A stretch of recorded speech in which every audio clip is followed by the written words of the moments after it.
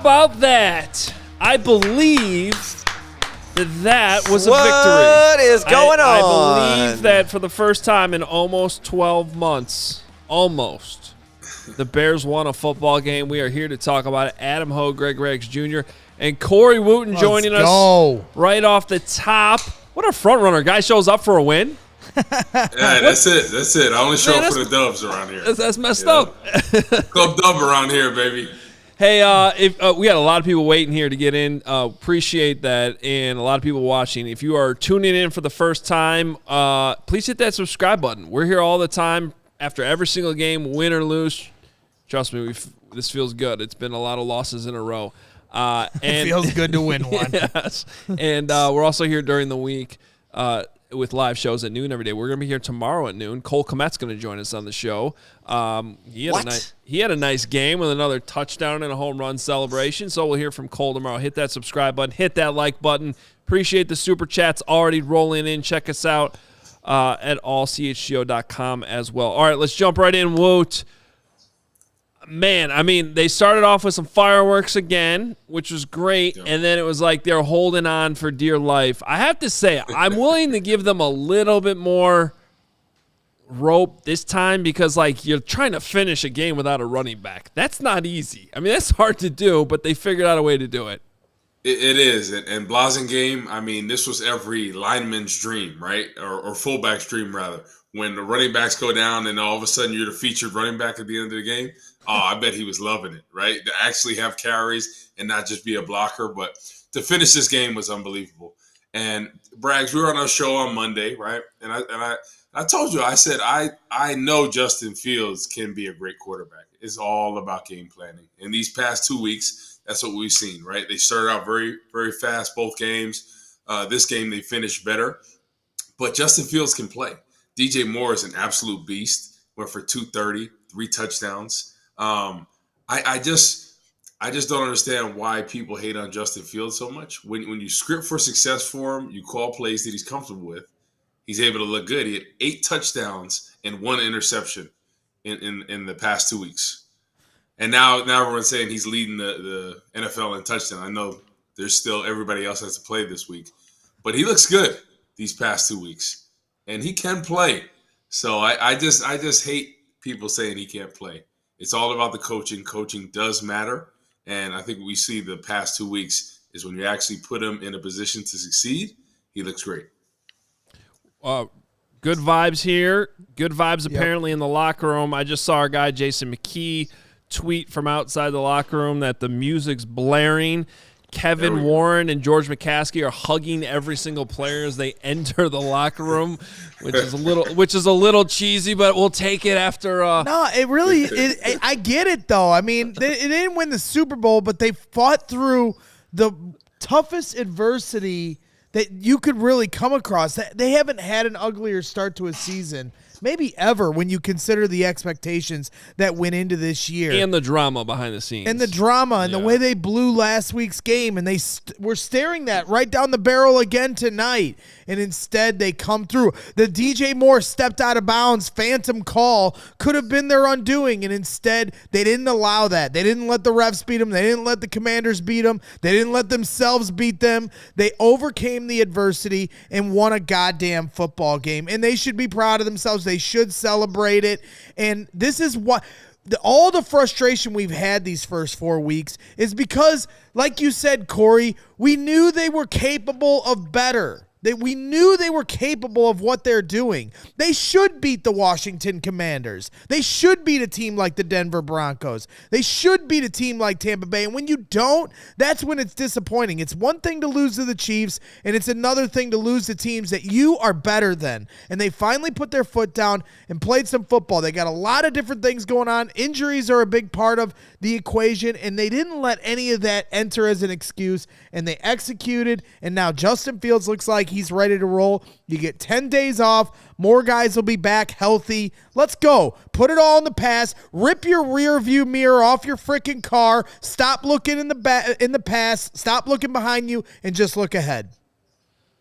Dang, Braggs, you getting me ready to suit up, man. Come on, man. You need to get you in the locker room talking to them. Let's go. I mean, it's time. I would recommend people leave their rear view mirror on their car, though. That might get dangerous. Appreciate it. I mean, that's a quote I used to have in high school because I didn't have a rear view mirror in my truck, and they're like, "Braggs, you don't have a rear view mirror because it just fell off." I was like, and people were like, "Why don't you have a rear view mirror?" I was like, "I never look back," and then I just speed away. So that's what we do. Don't look back. Just look forward. He always goes forward. It explains a lot. You know, one of my go-to karaoke songs is "Don't Look Back in Anger" by Oasis. So shout out to Braggs and his lack of rearview mirror. Los 6, by the way. We got a lot of super chats coming in. $49.99 from Los. Tevin made such a difference. DJ Moore was not out of bounds. Officials were horrible. Bear down, baby. Yeah, I thought Tevin did make a difference, and I was wondering what they were going to do once Lucas Patrick went down with Cody Whitehair sliding over to center. How are they going to rotate that? Because obviously they did not plan on Tevin Jenkins playing the full game tonight, and then Tyree Carter ended up going there. Again, look, you got in a situation there in the second half where you had Cody Whitehair moving back over to center. I thought he was fine from a blocking standpoint, Woot, but some of those snaps were all over the place. Low-key, 2 underrated plays in this game where Justin Fields saving 2 snaps that were going over his head and turning both into positive plays. Yeah. I mean, those could have been disasters. And then you got Ja'Tyre Carter at left guard. You got Larry Borum, who's oddly had some really good one-on-one blocks here and there, but then was struggling at other times. No running back. Lot going on there to try to close out a football game. It wasn't pretty, but they got it done.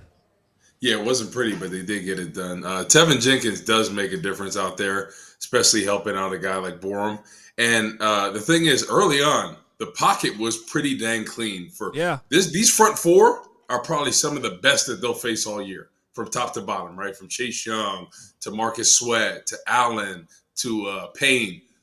Those are some of the top guys in the league. So early on in the first half, they handled them very well. Justin Fields had time to pass the ball. There was one time where he held it a little too long, but I was really impressed with how the offensive line performed tonight, especially early on. Big time super chat coming in, $200 from our guy, the Duke. He says, fuck yes, 1 + 2 = 18. Thank you, Panthers. Brown and Love, Allen and Diggs, Fields and Moore. Guess who's got 2 thumbs and is in a high-stakes fantasy league and started Fields and Moore? This guy. Let's go. Pointing at himself. Let's go, Duke. I also can celebrate and say I have Fields and Moore going tonight in fantasy. It feels very, very good. I probably nowhere near the high-stakes fantasy league that the Duke rolls in. But he also says, I told my opponent who's a Packers fan, he's now my beep. Braggs. Oh, an extra random Braggs. I love you. I love you, Duke. I love you. We did it. We won a goddamn football game. And you know what, Corey? Like the other aspect of it, too, because we can throw all the rose petals at Justin's feet for overcoming this adversity and playing the way he has the last 2 weeks. But you know what? It's a team sport. And the whole point of what a lot of people were trying to say in defense of Justin Fields is while he has a lot of talent, you can't expect him to do it all on his own. And what have you seen the last couple weeks? Clean pockets. And Larry Borum at times, one-on-one on the outside, stonewalling his guy. Shout out to Larry Borum, dude, stepping in and playing left tackle. Ja'Tyre Carter playing football. Yeah, he gets beat every once. Darnell Wright got beat a couple times. But you know what? They're rolling guys over, too. They're creating a good pocket for Justin Fields. DJ Moore, the Moss, when he goes over the top on a guy. That's a great ball by Justin Fields, but it's also a great catch. And that's what you need to get 6. It's not 1 + 1 = 6. It's 1 + 2 = 6. You need guys that are going to make plays, help your quarterback out. He's going to help you out. It's a team sport. Can't expect it all to be on Justin Fields. I mean, think about if they capitalize on all the opportunities in the end zone, right? DJ Moore got missed, Darnell Mooney. They could have easily put up 50+ on this team tonight. So they had some missed opportunities. So I really feel like they haven't even scratched the surface of what they could be potentially, right? With missing some of these throws and whatnot. So I'm excited for the rest of the season because I think what these past 2 games did, especially for Justin Fields in this offense, it gave him confidence. And look at the defense towards the end of the game. They were able to have consecutive sacks. 5 sacks in a game for this defense is huge. So I think on both sides of the ball, everything finally came together. Still at times, did Hal have all day? Yes. Was the coverage spotty sometimes? But I think this is something you can build off where there was decent coverage at times, able to get pressure when you needed to and be able to close a game, something that they haven't been able to do in a while. Well, my only quibble, by the way, we were talking at halftime about the Bears possibly getting to 51 points for Dick Butkus. That would have been awesome. And, of course, we're thinking about the Butkus family, and we got a super chat here from Lowe's 6, $50 coming in. R.I.P. the legend Dick Butkus, ultimate symbol of Chicago Bears, monsters of the Midway, and a big win the Bears picked up for Dick Butkus, who sadly passed away overnight last night, and was announced earlier today that had happened at the age of 80. We love Dick Butkus, and he is just the quintessential Chicago Bear. So the Bears go out and do get him a win. Didn't quite put up 51, but 40 is good enough. 40-20 tonight in Washington. The only thing I would say it's nice they picked up these sacks, but for most of this game, they only had 2 sacks, and one came from a linebacker, and the other came from a 185-pound corner. They are finally able to tee off late in the game with those D linemen getting 3 sacks. But how many did they miss earlier in the game? It's like, I mean, how do they fix this going forward? Because I think we saw a lot more pressure tonight. It's like they're trying to dial different things up. But, man, when you got these guys when you got Sam Howell in your arms, you got to bring them down. I mean, he looked like Justin Fields scrambled on people last year. It was unbelievable. I mean, the break tackles in Madden was 99 tonight. Sam Howell was juking everybody, breaking the tackles. You got to be able to get them down, especially with that situation.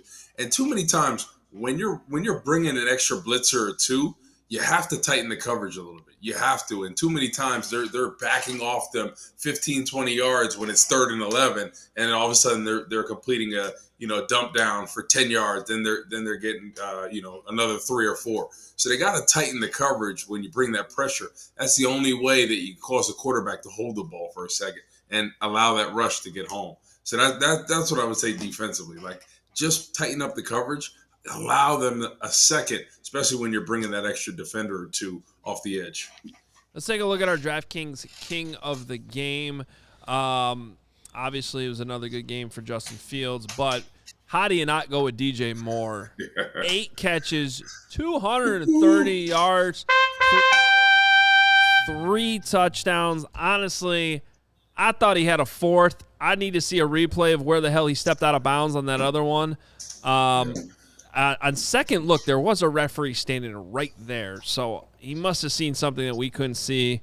But regardless, what a great game for DJ Moore. Last I checked, he had 49 fantasy points. I mean, those are just huge numbers, and you gotta, this city and the wide receivers, you can't help Bears fans after the first few weeks being like, man, maybe this really is where wide receivers go to die, because there was just no reason that DJ Moore should have been invisible in this offense. So whatever adjustments they made, it's good to see him, because boy, is he fast. Once he gets the ball in his hands, he is a monster with that yak. He is electric, and that's what we talked about coming into the season, right? He was going to be the difference maker for those 50-50 balls, too. A couple of times he went up and got it, and that's something that the Bears have missed for a while since Alshon Jeffrey, Brandon Marshall. Those are probably the last two that were really able to go up and get it. So I said this before the season. I thought DJ Moore is a rising star in this league. I thought he's been overshadowed being in Carolina for years with bad quarterbacks. And I thought, given the right opportunity with Justin Fields, when the offense really gets going, he could have a breakout year. He's gone over 1,000 a bunch of times, but I think this could be a big year, especially after this confidence-building game. I think it was good for DJ Moore, Justin Fields, for them to just get on the same page and be productive together the past couple weeks. So I think this is huge, and I think going forward, it's just going to continue the chemistry between them and both younger guys. And the thing is, Hoge, let me ask you this question, right? Are you sold on Justin Fields? Am I sold? Are you sold? I am sold on him being a good NFL starter. I do think that there's some ceilings in the passing game, and I honestly, you team me up to be negative here. I don't want to be negative tonight. They got the win. I'm just curious. But if you're looking at this game objectively, he still missed some throws there that got to be there. Some deep balls. The one to Mooney, you could see him pat himself on the chest, be like, I got to throw that earlier or lead him a little bit farther. And then he missed DJ Moore. And that was actually a big throw. Like that could have been the kill shot, and they didn't get in the end zone there. And then Washington came back down. And all of a sudden, it's tightening up, and you're like, man, you got to have that shot to the end zone. That being said, like, I'm over and over again talking about this. I talked about it at halftime. He is just too damn talented to not get something out of him, and we're seeing that these last 2 weeks. Has it been perfect? No. Was the fourth quarter on Sunday against the Broncos good? No, it wasn't. Is he going to miss throws? Is he ever going to be an anticipatory passer? Probably not, but that's okay because he's so talented in other areas that any type of decent coaching should be able to get enough out of him that he is most weeks a quarterback you can definitely win with, and then probably a handful of times every year should still be a quarterback you win because of as well. And that's the difference between the good and the great quarterbacks in the league, and I still think he can kind of walk that line. What we saw the first few weeks, Woot, we shouldn't see that anymore. Like, that's got to stop. And part of it's on him, but a lot of it I think is just on how they're using him. And obviously these last two games it's looked a lot different. No surprise, he's looked a lot better. Yeah, no, I agree with that. I thought in the first half of the Green Bay game, he looked really good passing the ball, right? Then we got to the second half, and they were trying some things. I feel like they were pressing because they were down. They were trying to change up the game plan. But when they're able to have a concise plan and get him on the move a little bit, get some of the quicker intermediate throws early on, he starts to get a little bit more confident. Then you see him, go through the progressions. And that's what we saw the past couple weeks, past 2 weeks in general, is him go through progressions on a pass play, which is something that early on, the first couple of weeks, he really didn't do. So the confidence is key with him. And I truly believe if he would have started out that first game at Green Bay and played well the whole game and they would have won that game, I guarantee you they'd be in a different spot. I guarantee you they probably only have one loss at this point because that game was so critical for his confidence for the rest of the season. But the great part is these past 2 weeks have been great for his confidence, right? 8 touchdowns, an interception, and he hasn't even played as good as he can. So I think that's very telling. So there's a lot of room to grow. I think that's the good part, especially when I'm looking at him, is especially this week, he didn't make many mistakes besides the 2 throws he missed, right? There wasn't any turnovers today. There wasn't any horrible throws where you're like, what are you doing? So I'm seeing some growth and progress from there. But obviously, he's got to be able to hit these receivers, especially DJ Moore, Mooney in the end zone. I think that's something he realized. And quarterbacks all the time miss those type of throws. So if he can continue to improve on that, I feel like he hasn't even scratched the surface of what he can be. And that's why I'm excited, right? Obviously, he's got a lot of room to grow in certain areas. But think about that, right? 8 touchdown passes, 1 interception in 2 weeks where he played pretty good, but there's still a lot of room left to grow. I'm very encouraged by that. Yeah, David Kaplan has told the story about him talking with a scout during the offseason at a poker table in Vegas, a guy that is a Raiders scout. and asked if he believed in Fields, and the guy said no. And when he was telling this story, he was explaining why about his anticipation throws. And my wife and I, we were working out at the time. Yeah, I'm flexing on you, Corey. And yeah, slow down. Come on now. I'm back on the right track. But my wife asked, like, well, why is that something he can learn? Why is that he can't do that but others can? And I told her that's exactly what you said. In a lot of ways, it's a feel thing, but it's also a confidence thing. When you get to this level, the more your confidence dissipates, the harder it is to have that feel for the game. The more comfortable you get, the more confidence you get, the more you're able to accelerate things that you may or may not struggle with. And he is at some point the light can turn on for some players. It happens faster than others. And a lot of it has to do with the variables around Justin Fields as well. As I said, the pocket the last couple weeks is a big part of the reason why you're seeing such a smooth operation with the offense. Our guy Rob Schwartz, diehard here at CHGO, he put on Twitter, Justin Fields is now on pace for the year for 3,886 yards, 37 passing touchdowns, 649 rushing yards, 3 touchdowns, 17 interceptions. Any Bears fan would take those numbers any day of the week. And that's considering the rough start he had as well. I was going to say that's with like 3 bad games in there. Exactly. And that just shows you his potential of if he can ever find the consistency of this. I mean, this is top end play, but a consistent week to week play like this, the sky is the limit for a guy like this. So it's exciting. It makes me excited for the next game. They just got to don't look behind. Don't worry about how you got to this point. Just keep playing, keep doing what you're doing, and the rest will take care of itself. Hey, I want to bring up a tweet here from Darnell Mooney because I wanted to bring this up a second ago. If you're going to complain about anything with the passing game at all, it's that technically DJ Moore had all of the wide receiver catches tonight. Cole Kmet and Robert Tonyan were the only 2 other players to catch passes in this game, which is that might surprise you to think about. And that means that Darnell Mooney, he had 4 targets and no catches, which is not great, and you definitely want to get more out of Darnell Mooney. But here's where I'm going with this. Darnell Mooney just minutes ago tweeted this, DJ effing Moore. So here's a wide receiver who didn't get a catch in this game, and his first reaction is to go on social media and celebrate his teammate, okay? That's why people in that locker room love Darnell Mooney, especially at that wide receiver position. You know how much these guys want the football and how many guys that have come and gone in through the NFL that would actually go home pissed off about a 20-point win because they didn't get a single catch in this game. Claypool? Yeah, that's where I was about to go. Meanwhile, you have a guy in Chase Claypool who's sitting at home, who they said go away, and in the last 2 games where he's not even on the field or around the team, all of a sudden this offense takes off. I'm not saying it's all because of that, but you can't tell me that he wasn't holding this back at least a little bit. And by the way, since they traded for him, the Bears had not won a game. They didn't win a single game when he was on this football team. Now he's gone, not officially gone, but he's not coming back. And they have put 2 games together here. They should have won both of them. They do win tonight. The contrast there is just really telling to me, Woot. Yeah, it's crazy how one person can make or break potentially a team and the chemistry of an offense and things like that. Like that negative of an influence can really impact things. So past 2 weeks, him not being there, I think it's a breath of fresh air because I guarantee you he was complaining to Justin Fields, I'm not getting the ball. You didn't throw it to me right, this, that, and the other.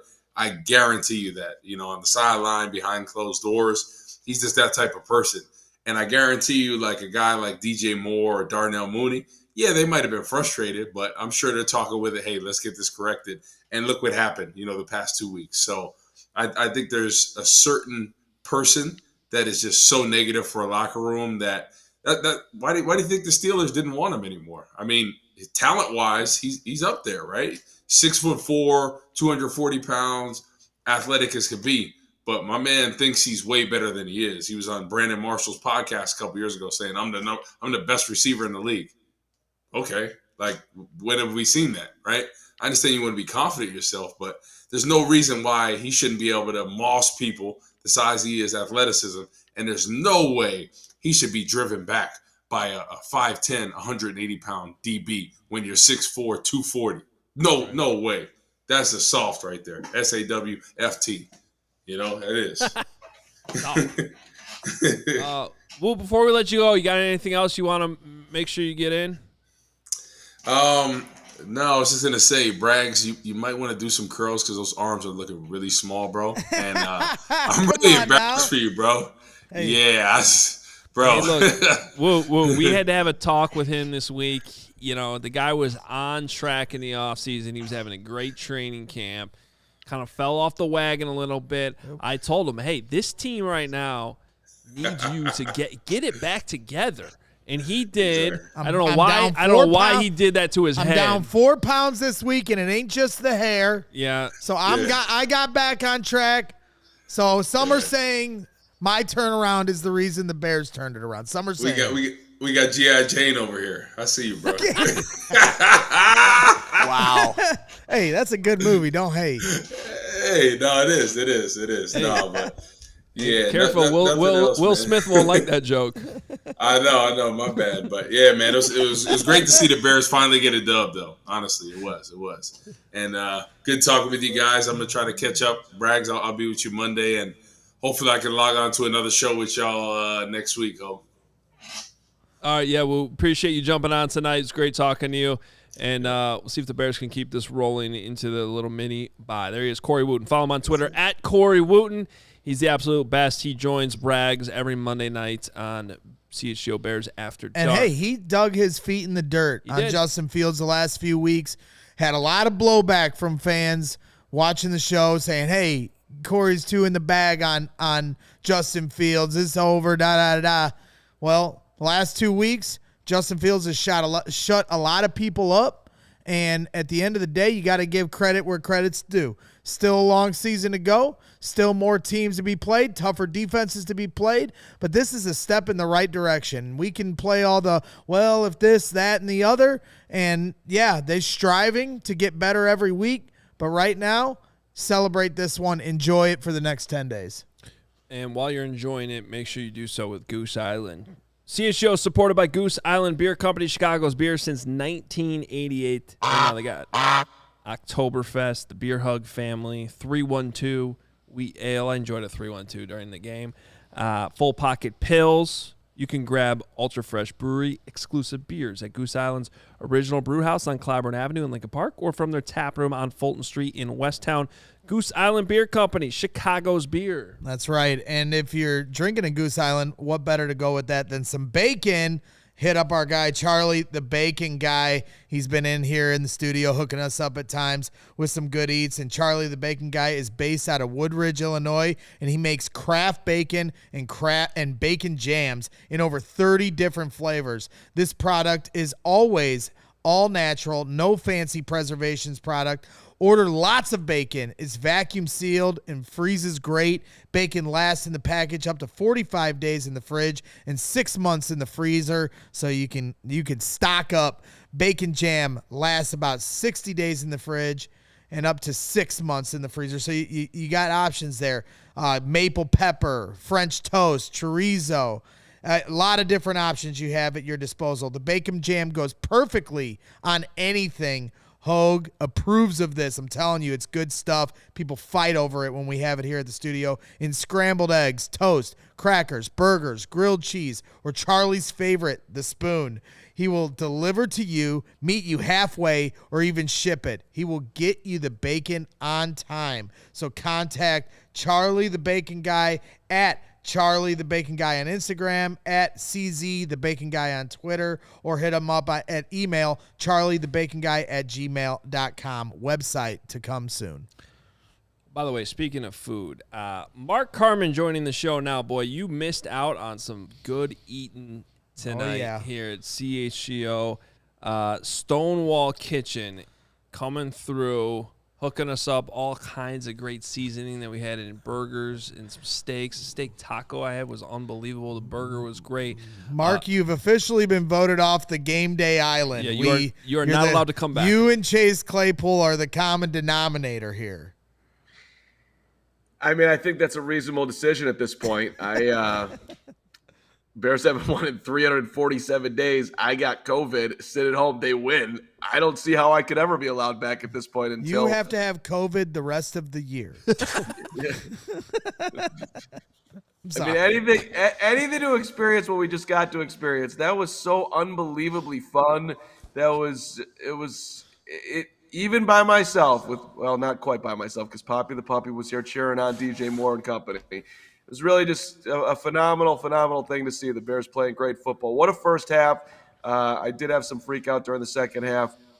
I didn't understand how, DJ Moore's the greatest player in the history of football, but somehow our plan coming out of halftime was to run Justin Fields 7,000 times and then get Khalil Herbert killed and then get Kyrie Blasingame, make him Jim Brown. But it all worked out in the end, baby. So here we are. Congratulations. Mark, You're kind of on the clock at this point. Justin Fields is on pace for just a touch under 3,900 yards passing on the year. And you said, if he passes 4,000 yards, you're going to shave your head just like I did here. You're going to be looking like me here in a few months if Justin Fields keeps his pace up. Well, I don't think we can minimize, and that is, hey, listen, if I've got to shave my head, I got to shave my head because I said I would. But I don't think we can minimize what's happened the last 2 weeks, even though it was against the Broncos. But the Commanders was a step up in class. Long way to go here, but he has made it incredibly interesting with a nice little bye week for them to further tweak things. Let's be real here. His connection with Darnell Mooney tonight was non-existent, right? He's got him and Cole Kmet have a good thing going on right now. Obviously, the DJ Moore situation. This offense, though, still has room to grow. To what Woot's saying and to what everyone's saying, and what you were saying, Hoge, he left some stuff out there. So I'm super excited about it. Yeah, I mean, look, they scored 40 points in a game in which they literally didn't have a running back for most of the second half. And an entire secondary out for the most part.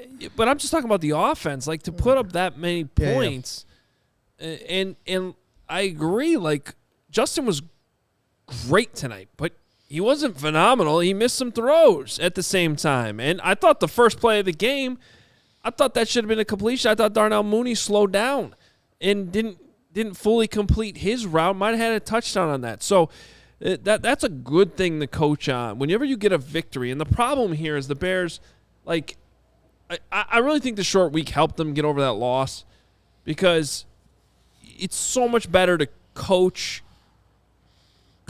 make corrections after a win than it is a loss. And when you lose a game like you did Sunday and you got to spend, 2 or 3 days combing through those errors and, you just missed this, you just missed that. They didn't even have time to do that. It was just okay, things were better. We blew it in the fourth quarter, but let's build off what was better, get to Washington, and keep doing that. And that's what they did. And they that offense was just a force to start this game. It was very, very impressive. And now they can go into this extended bye and look at everything that's happened over the last 5 weeks, all the bad, what has worked, kind of just come back together and hopefully keep things moving in the right direction with all the good stuff and eliminate all that crap. Well, winnable games coming up, right? Minnesota, the Raiders. Let's just start there with those two. Long damn NFL season, man. Right? This is the Bears. Let's talk mathematics right now. I don't want to go too far, but the mathematics are they are capable of going 13-4. That would be a good season. So I look. When you finally have unlocked the offense, and we haven't mentioned the defense tonight. Oh my God. Did I see the Bears sending random players to the quarterback? Was that TJ Edwards going back there? Was that Greg Stroman? I mean, it was unbelievable what they were doing. So I don't think you can understand how big of a night this was for Matt Eberflus. They moved forward from as bad of a loss as you could possibly have, not just moved forward and had his team focused on getting a win, but they also adjusted dramatically to things that they were doing wrong. 4th and 1. Can we please do the tush push? We've been begging for it. Enough with the Cole Kmet, enough with the shotgun. How many times did they line up 4th and 1? Everybody huddled around. That's what we're doing. I mean, we saw he made logical adjustments and they executed it. A really great night for the Flus. I give them a ton of credit. Yeah, that's wait a minute. I'm sorry, dude. That defense is horrible. I don't care, but they called. That's fine. But he's the defensive coordinator. No, which defense is horrible? The Bears. The Bears defense. It was better. You can't say. You do still trust that defense? Be honest, because I don't trust them. They couldn't bring Sam Howell to the ground to save their lives. Yep, I'm talking specifically about strategy. I've been begging. Bears fans have been begging them to blitz, send more. You can't get there. We saw it multiple times tonight. I mean, Matt Eberflus can't go out there and make a tackle for Yannick Ngakoue. I'm just asking people to raise their standards a little bit. Taking this long to blitz, it's like no kidding. Right, but they hadn't done it. I understand it should have happened earlier. I'm not no arguing. It was amazing that it hadn't. But finally, I just thought even late when they're bringing out guys who we've never heard of, he's like, blitz. Don't put that guy on an island. Let's go. Let's live a little bit dangerously. I wish they would have lived a little bit more dangerously on the offensive side. By the way, the capper to DJ Moore on 3rd and 2, it worked. I love to see it. I jumped off the couch. It's a very risky play. That ball it got tipped. That ball gets picked. It's we could be having a whole different conversation here, but it didn't. DJ Moore made the play, and the Bears won the football game. I thought that was a very curious defensive call by Washington. They basically brought everybody in, left cover 0 on the back end. They're expecting a run. It's 3rd and 2. The Bears don't have a running back. Like they must have just thought that Justin Fields was going to do a keeper there and run right up the middle. And I don't know if I'd have to go back and watch it. I don't know if Fields has an opportunity to check out of anything there or if it's an RPO, but he goes to his biggest guy in the biggest moment, right? That's what we're asking for. Common sense football sometimes. You don't have a running back in the game. What's your best option to get yards here? Throw to your best player. And yes, you're right. It was a little risky, but it turned out to be another touchdown, a long touchdown. And that's just like the common sense I think all Bears fans have been asking for sometimes. 4th and a half yard, do the tush push. It works. Do it again. Do it again. And they did it 3 times. Like, that's all we're asking for here. Yeah, and they did.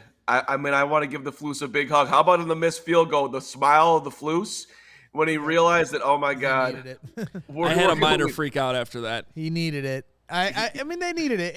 And there is the other side of the coin that is somewhat hard to accept because, like Hoge is saying, some of these simple adjustments that they clearly needed to make weeks ago, and we want to give them credit tonight because we're excited. They won a football game. But then there's the other end of the spectrum where you're like, what the hell took you so long on some of these obvious adjustments on offensively 3rd and short, 4th and short, doing the tush push, blitzing, defensively. These are obvious adjustments that needed to be made. And so you sit there at 0-4, now you're 1-4, and yeah, you want to just look forward, but there is a part of you that's like, damn it, if they'd have just won the goddamn Broncos game, we're looking at an opportunity to be 500, but it is what it is at this point. You do got to give Flus credit. If they had blown that game in the second half again, there's an argument that everyone gets fired into the sun, blowing 2 straight games like that. They didn't. So now we look forward. You bring in guys here. The secondary should get much healthier coming off the bye. I'd expect Jalen Johnson and Eddie Jackson to be back. Kyler Gordon's not too far behind after that. I'm not sure, I think Josh Blackwell's on IR, so it's going to be a little bit for him. But regardless, there's some positives to take from it. I thought Terrell Smith, the cornerback who really stood out at the start of camp, I thought he was all over the place tonight, for a rookie, late round pick. So there's some positives there on the defense. Are they going to be perfect defensively this year? No. But if they just compete like they did last year with a much worse roster, specifically defensively. That's all you ask for. And then offensively, you've got stuff like you guys are mentioning with DJ Moore. 3 touchdowns, 8 catches, 230 yards. You want to talk about what he's on pace for? 91 receptions, 1,800 yards, and 17 touchdowns he's on pace for the year. Bragg's just learned math. I did not learn math. These are shout out to Jacob Infante. He put that out there, and Rob Schwartz, our diehard, put the Fields one out there. But that is what this team and these players are capable of. That's who we traded for in DJ Moore. So the Terrell Smith thing, if underline a couple of things you just said there, super exciting. Yeah, you did. That was a lot. Holy moly. I was quiet for a while, and then I just vomited from the mouth. We should put like can we? That's I'm put a little. We should have like a Bragg's timer on the screen sometimes. That's fine. You don't want that because then I'll top it. Check out the super chat from Greg Baggs Jr. What the? $9.99. No, yes. Now I'm getting parody. Yeah. Super chat. Look at him. He's in the Greg hot Baggs tub Jr. in Indy. in the hot tub in Indianapolis for the training camp. W and a 40-point night. Unfamiliar territory. Hoge cracks a Goose Island open for me, please. Greg Baggs in a good mood tonight. That's right. No rants, no bag on my head, just good vibes. There was a mid-game rant about who was stealing your wild cherry Pepsis. Yeah, I am getting whatever. tired of that crap. Everybody's stealing my Diet Cherry Cokes here at Carman. Put your name on it. Keep stealing them. You shouldn't be drinking that much soda. It's not good for you. All right. Look. Terrell Smith. Yes. Hey, Ryan Poles, good job. The Bears, and I mean, I don't know if he's going to be able to stay healthy because he has never been, but Stroman was all over the field tonight too. I mean, getting picks, being in the backfield. The Bears secondary that was banged up, they showed out tonight. You know who's under my skin though? I hate to go at anybody tonight, but 9, Jaquan Brisker does so much talking out there. What's the flapping thing? This thing, I'm like, you are not you're not doing much, and you're doing a ton of talking, and we haven't won a game in 347 days. Like, I don't. It just can you just be a little bit more dialed back? But whatever, that's fine. That's him. It's cool. I just like this. But the rest of them back there were playing phenomenal. Thought they had a great night. You know what? You're not wrong. You're not wrong, but I'm gonna give Brisker credit, man. Playing through a hamstring, he made it through the whole game. I also want to give out game balls, which we sometimes do. It's been so long we forgot that we give game balls after wins. A game ball. Yeah, I'd like to give one to Khalil Herbert, who was playing really well before he got banged up. The play he gets banged up on, he shouldn't have been banged up on. I know I'm not.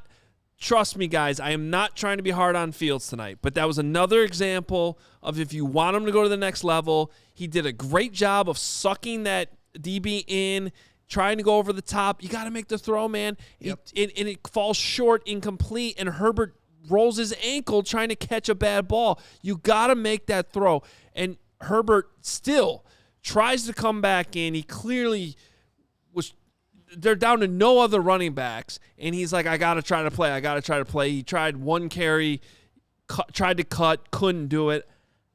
And, I give him a lot of credit, though. He had a good game before that. He tried as hard as he could to get back in the game, gutted it out, and just couldn't do it. So my game ball goes to Khalil Herbert. My game 7 points. Hold on. 7.6 yards per carry. How about when he carried 17 guys another 5 yards? So that dude was freaking awesome tonight. Go ahead. Yeah, my game ball's going to, I could do the whole offensive line, but I want to go to Larry Borum specifically. There was a lot of questions about was he going to make the roster? Leaving minicamp, heading to training camp, Eberflus said to end minicamp, this is a big time for Larry Borum to step up. It almost felt like he was calling him out. He comes in as the swing tackle, immediately needed in that role with Braxton Jones getting hurt.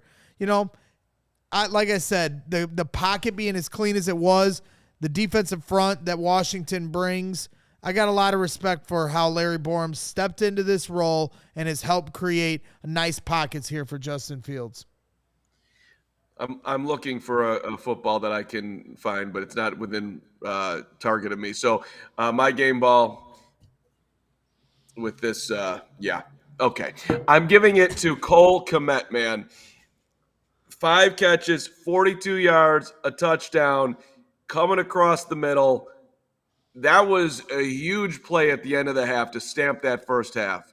I mean, obviously we can go back around here and give one to DJ Moore, but the connection between Kmet and Fields, and it's not because Cole Kmet is going to be on the show tomorrow at noon, which we're super excited about, but it's a beautiful development there. We've been waiting for it, and we're seeing it in different areas. Down the seam, make yourself available, boom, right to Kmet. Now in the red zone, a little bit of an edge on him. Justin with a beautiful throw. Those were some huge plays tonight. Cole Kmet, you're on the board with a game ball. There we go. There's your game balls from tonight's game. A big win. Bears up 40, Washington 20. Now, I believe we have Matt Eberflus. We can let this go as long as we want. We've got the whole thing. We have the audio from his press conference at FedEx Field. Here is the head coach after his first victory in almost 12 months. So just got out of the locker room. Guys did a nice job of sticking together during our adversity, and I told them the reason we could do that is because of the relationships we've built in the building. And the guys have always been tight, always been determined, and super excited about that. And let me digress for a second. My condolences to the Butkus family, my deepest sympathies to them. I had several chances to visit with Dick during the time that I've been here, and it's always great talking to him, because he's one of my idols growing up, being a linebacker, and we had some good talks about reading keys and a lot of different things. But again, my condolences to the family for sure there. In terms of the game, obviously the first half, nice job with the offense, scoring on every possession. I thought we played some really good complementary football, getting a couple of 3-and-outs there to start. On defense, I thought the defense played well. And really, it was about the ball. I've always talked about that with the guys, and I know when I said to them, I said, when we get that right, we'll be right. We were +2 today, so that was a big part of it. Obviously, DJ Moore is going to be a big story. You saw in his skill and talent level out there today, and just an amazing player. And Justin did a really good job of feeding him today. I thought that was really, really nice. And the offense operated good at the end. To close out games, you're going to have to make plays to finish the game, and that's the big thing we needed. And we built some momentum last week. This is a whole new group that we have. A lot of rookies. We got a lot of free agents that are coming together, and we felt the momentum building last week, and we just needed to finish better. And the guys pulled together last week and did a nice job of finishing this game. And every game's different. You have a bunch of different set of circumstances, the score, the time, the skill level you're playing against, so there's a lot of things that go into it. And I want to commend our offensive line really today because of all the lineup changes going against that defensive line, because that was one of our keys to victory was being able to do a decent job against that line. We knew they were going to have some pressures. They had 3 sacks, but Coach Morgan, Coach Steckel did an excellent job of shuffling those guys around there. Cody came in, did an excellent job at center. JT was in at guard. Tevin was just back. So they did a really good job of sticking together and giving Justin the time he needed to throw the ball during the game. So with that, I'll open up to questions. What did you see from Justin tonight? Overall picture. Explosive first half, kind of weathering kind of a drought there in the second half, and then the end. Yeah, just poise. I saw poise the entire time. You can see him being comfortable in the pocket, going through his reads. Delivering the ball on time, but that takes everybody. It takes the receivers, being in the right spot. It takes the protection, and that's what I saw. And my favorite play of the day was when he scrambled and slid at the end. Because that was very smart. Me being a defensive guy, to get the clock out of there. Whittle the clock down. But excellent job, and he's really learning. The position, learning the offense, and he's just growing, and now he's starting to get the fruits of his labor here the last couple of weeks, and we're just going to build on that momentum. How big were some of the contributions from the young guys on defense, like Stroman and Smith, getting turnovers? Yeah, that's big. Those guys are young. We put them in there. We have no problem putting them in there because they're talented players, and and they did a nice job. We talked about everybody taking a swing at it, and they did a good job of taking it, taking the ball away. So Stroman's interception was outstanding. We were in a coverage that dictates him to follow that guy inside there like that. He did a nice job stepping in front of it. So that was really good. And then really Smitty was just will. He just willed it to happen, and the guys stayed up and did a great job of raking the ball out, and then recovering it. So it was really, really good play. What did it mean to walk into a winning locker room? Yeah, that's the way you get into coaching. Been coaching 32 years. So when I started doing it, I was 22 and 9 months. I was coaching the guys that I played with. So that was a little weird, but it's fun because you get to see the smiles and the joy for their hard work. All the staff members, the coaches. It's a lot of work that you put into this. We've gone through some adversity, but we learn lessons from that adversity. Those things harden you a little bit. So it's going to be fun going forward. What were you feeling when DJ Moore broke away for that game-sealing touchdown in the fourth quarter? Like your own emotion? Yeah, I was right there. I saw it, and right there on the sideline. And man, he's just an amazing athlete to be able to take that ball and then just the way he catches and concentrates. The guy tried to step in front of it, and he just has great concentration. And that's every day. He's like that. So he's a true pro. He's our hardest worker, which is really, really cool to say. Because he's a really good player, and he's a great example to model after. With the understanding that the next game is a new game, what does a result like this do for your process? It's just it's really the. All right, I loved him pointing out his favorite play from Justin Fields in this game because I tweeted this at the time. Everyone was like, "Why didn't he run out of bounds?" And instead he slid. It was right before halftime, and I tweeted, "I'm like, I'm assuming he did that to keep the clock running to make sure Washington didn't get another possession." Right. And I was very impressed with either the IQ of Justin Fields to know that and or maybe both the coaching staff coaching that up. That was a very heads-up play by Justin Fields there to slide in bounds, keep that clock running when they still had timeouts to use. They're first and goal at that point. They could pretty much do whatever they need to do to score. They ended up scoring on the next play, if I remember right. But Flus confirming there in his press conference that was, done with a purpose, a very smart purpose. Well, if you watched the Chiefs play the Jets the other night, Patrick Mahomes is the first quarterback to do that, but I was wondering, when he slid down, the game was over. He did it basically in the same exact spot. And so when Fields did that, I was like, was he watching Mahomes do that the other day? Because that looked awful damn ass similar, and it was super smart. Yeah, but that was the fourth quarter. This is going into halftime, and it wasn't like he was walking into a touchdown. It was either go out of bounds or slide down. Right. I get it. Not exactly identical, but I just thought it was first of all, I also thought they got a bad spot on it, but I thought it was a very smart play by him. Yeah, it's the right play to make. So, if Mahomes did it fine or whoever, but that's what a smart quarterback does, and it just shows how under control he is here these last couple weeks.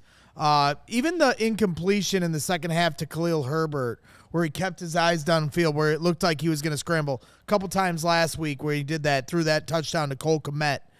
He's using his legs, but it doesn't feel like it's this erratic pace. He's, calm, cool, and collected and showing poise while he's maneuvering to wherever he's trying to get on the field and using his IQ to his advantage. And that's just shows that it's slowing down for him. I agree on that play. That was my exact thought. Like, I wanted him to run it, but when they showed the replay, I was like, didn't have it, did everything right, didn't make the throw, which sucked. And Adam, you brought it up earlier. He's got to make that throw, but it was the right play. 100% the right play. I was just Herbert could have stopped too. It wasn't a perfect throw. He was wide open. You got to make that throw. I'm not sorry. saying he doesn't. He short-armed that by like 4 or 5 yards, and I'm certainly not blaming him for Herbert's injury. That was a freak part of it. It was third down too. Or do the sidearm throw. I don't know, but that ball's got to get to Herbert. His accuracy in general has got to get better. It just does. Yep. He missed Mooney a couple of times tonight. He missed a touchdown to Mooney. He missed a touchdown to Moore. He missed the throw to Herbert. He had a great night too. So again, huge ceiling to where he can get to if it all comes together. And he missed some throws. So I think as a Bears Nation, we should all be able to talk about that. No, and absolutely. But what we're talking about here is how the floor is back to where it should be, because he's too damn good. Like, this should be, and we're not nitpicking here. He's 15 for 29. So, like, he was just barely over 50% completion percentage tonight, too. But this is what we're talking about. Like, the floor should still be good. And he can still have much, and let's be honest, a lot of the yardage tonight, 282. DJ Moore had 230 of that. Right. Justin Fields 282. DJ Moore had 230, and a lot of that was yak. None of this is a criticism of Justin Fields. It is just the reality that what I've been arguing is that, not that this was a bad game by any means, but the not so great game should be more like this, where it's like still like you're like, oh yeah, we have a good quarterback who can still play better. Like, that should be what the floor is with the talent that Justin Fields has. So no one's complaining here. I'm happy we're here. I'm happy we're back to this point, because this is what it should be. Having Justin Fields on your team, it should not look like the first 3 weeks. Well, 230 to DJ, 42 to Kmet, and I forget who had the rest. I just want to underline one throw. The back corner touchdown pass just over the outstretched fingertips of the defender. You can't make a better throw than that. That was great. It was a great catch. Great catch, great freaking throw. That's what the top teams in the NFL, their quarterback and receiver combo looks like. The Bears did that tonight. So congratulations to all involved, including you, Ryan Poles. All right. What, you got something? No, I'm not even gonna go there. What I was gonna make a joke about people that thought not having that first pick wasn't important. We wouldn't have Darnell Wright and DJ Moore and a future first-round pick, but I'll wait until they've won like 6 in a row, and then I'll say that a bunch. I'm not going to say it tonight, but I just said it. So I said it. Whatever. You know what I mean. It's low-hanging fruit, with one win. But I'm just saying, like, a player of that caliber. Did anyone think trading the first pick was a bad idea? No, I'm not saying trading the first pick. Getting the first pick in order to being able to trade it was why that was so important, to be able to make a move like that. Now you have a talent here like DJ Moore, Darnell Wright, a future first-round pick that's going to be Marvin Harrison Jr. So I'm just saying, like, wow, that's calling a shot. Are you having a conversation with another person in your body right now? I just didn't want to go there yet. I got to win a few more games, then I'll talk my shit. Yeah, it's like... Well, who's that? What was that cartoon character, the dude that had the thing on his whatever? At any rate, keep going, Hoge. Lead us to the dude that had his thing on the whatever. Okay. Well, why don't I tell you about Fubo TV? That sound good? Sounds great. Fubo has 140-plus live channels of sports, shows, movies, and news. You can stream live TV from any device. Watch the most Chicago sports for the lowest price. Start watching immediately with a free trial, and there's no contract, there's no cable, there's no hassle. You just sign up, you start watching. It's super easy. 1,000 hours of cloud DVR is included at no extra charge. Others will charge you for that. Watch local teams while you're traveling. That might be the best part. And got a lot coming up here. Plenty of college football this weekend. But what a great weekend to just enjoy some football. Bears are off the calendar. You can watch Sunday all day. Check out some of these other teams in the league. NFL Network, Red Zone on Fubo. For the soccer crowd out there, we got the UEFA Euro qualifiers. So plenty of good stuff on Fubo. Watch all your favorite college football and the NFL with Fubo.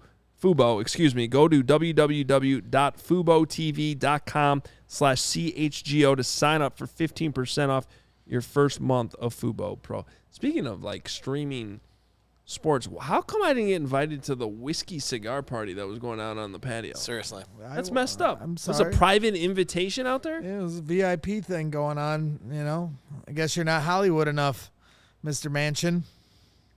Okay. I drive a truck with a rear without. You a don't rear drive. view You mirror. got rid of the truck. No, you drove a truck without a rear view mirror. Yeah, that's true. So you're saying I'm not Hollywood. I'm Hollywood now. I don't know what you are. Because I get to sit next to the mansion. Is there still whiskey out there?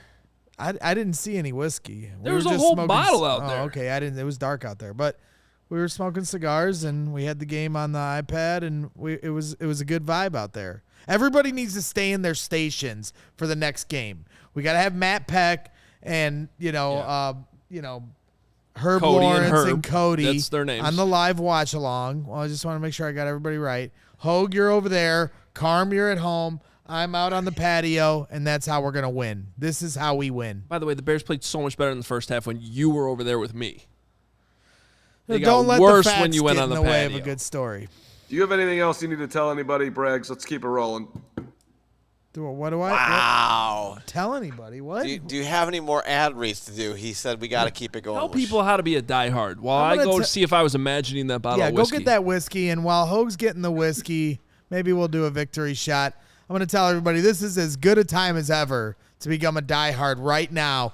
Get on board while the Bears go on a run here for the rest of the 2023 season. Do you believe Adam Hoge is going to be putting out his newsletter, puts it out every day, even though he says he doesn't do it every day, and it's exclusive only to diehards. There is, what is that, Woodford Reserve or Angels and Angels Envy? Envy. How did you not see this out there? Well, it's dark out there, and Where'd it come from, though? It's not even open. And like I said, you become a diehard, you get a CHGO shirt right out the gate for free, discounts on any future purchases on shirts.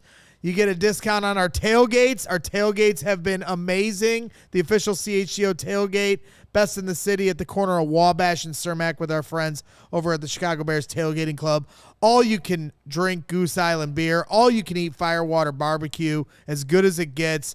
October 15th, divisional opponent against Minnesota. Let's keep this train rolling. Come on out to our tailgate. It's a lot of fun. Get to hang out with the CHGO Bears gang and all the different CHGO personalities. We have a lot of fun with the fans, throwing bags, doing the damn thing. Mark's going to have his grades for the game out, exclusive only to diehards. We have a Discord chat where you can hang out with fans, talk to them, more nuanced conversation had there. We do happy hours where fans come together on a Zoom with me, Hoge, Corey Wootton, Mark. The last time we did a Zoom, he brought Carlos Zambrano on. That was amazing. Holy crap, that was awesome. Carlos Zambrano and Corey Wootton were on the last happy hour we Carlos did. Zambrano. Carlos Zambrano. I was totally fanboying out. So, I mean, that's the kind of stuff you get becoming a diehard, and that's just for the Bears.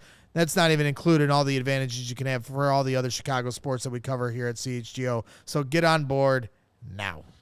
Justin Go Fields. to allchgo.com. Shut up, Carm. Go to allchgo.com to sign up. That is a fine, and for a transcript of that read, you can write Braggs at braggsneverstopstalking.com. All right. So Justin Fields was at the podium, and he apparently was in agreement that DJ Moore did not go out of bounds on that play. So he didn't. Well, that was weird, man. That's fine. By the way, there is a head coach on this football team that can throw a challenge flag. You know that's a thing. No, I don't. You can't challenge it though, Carm, because they blew the play dead. Yeah. So there's nothing they can. There's nothing they can do about it. Even if they prove it, they can't say, okay, it would have been a touchdown. And that's where I've seen this so many times in the league. Don't call the play dead. Because all touchdowns are reviewable. It would have ended up being a touchdown. You could have reviewed it, and there would have been no consequence to it. But you blow it dead, there's nothing you can do about it. Well, and also, so first glance, I didn't see a referee, and I'm like, how far away was that ref to say that he saw him out of bounds? And then I finally looked at it again closer, and actually, he was right freaking there. I know. So that's why I couldn't see him, because he was right there. And we never got moving backwards. So here's the thing, though. We never got a good angle. That's what I'm saying. So maybe the ref was right. Maybe the ref was. Wait for the Zapruder film to come out.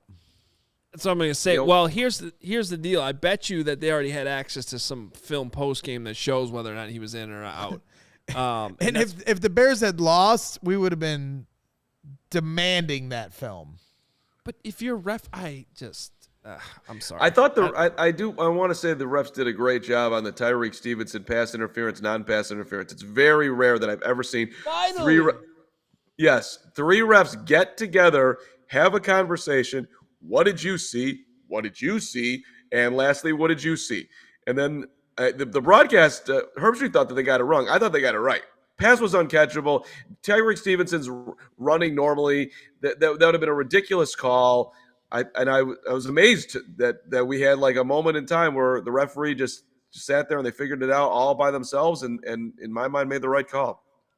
I've been ranting for years about this. Please stop rewarding shitty balls with pass interference calls.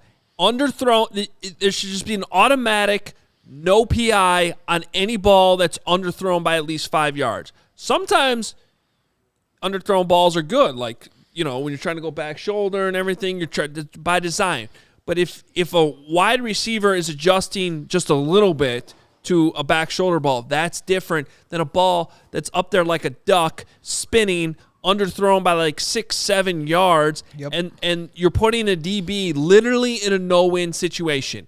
And that's, yes, okay, get your head around. But even if they get their head around, there's going to be contact because the ball is underthrown by that much. It should never be pass interference. I hate that. I hate that. I hate that. I hate that. And I was amazed that I can't remember the last time that they threw a flag on that and then actually got together and said, no, never mind. I thought that was great officiating because it really should be – they shouldn't even be allowed to throw flags on those. It was. And, look, the game's moving fast. You got to make a decision in the second. He throws the flag, and then, okay, let's get together. We don't need to even go to the thing. Sprague's bumping out the whiskey. Why not? I just don't even know where that came from or whose it is. Who cares? Well, because what a goddamn football game. Do you need a glass, or you're just going to slug out of there? I would love a glass with some ice in it. Probably glass. I mean, it's not thank bottle. you. Appreciate it. Once again, Carm. I like that. Just missing out here. As my trophy list looms in the background, bringing home the title with the ball that's signed. You guys just having the time of your life over there, busting out whiskey, eating all the good food as I sit here by myself with Poppy the puppy. Don't worry about it. It's all right. Look, we miss you. We're not used to being in the winner's lounge, as they call it here at ALLCITY. It's a new experience for us. What is this place? It's nice. And you know what, though? I feel bad. I think on my way home, I'm going to stop by your place, bring you like some chicken noodle soup and a shot of whiskey. Yeah, You'll feel great by tomorrow.